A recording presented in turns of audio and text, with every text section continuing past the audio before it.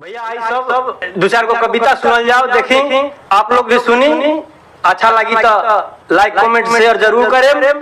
तो एक एक हरिचंद्र राजन राजन में सचा निकले, दुगी से द्रुपति सती जी मंदिर में शंकर निकले, तीगी से तीन लोग बनी है, चौका से सरभर निकले। तो पंजा से पांचों भाई पंडा लड़ने में दुर्योधन निकले, छाका से नर क्षति हुए कि जिसको मुख बंदर निकला। साता से सहदेव मुनि जी पंडित में ज्ञानी निकले, आठा से अठ भुजा भवानी पर्वत के ऊपर निकले।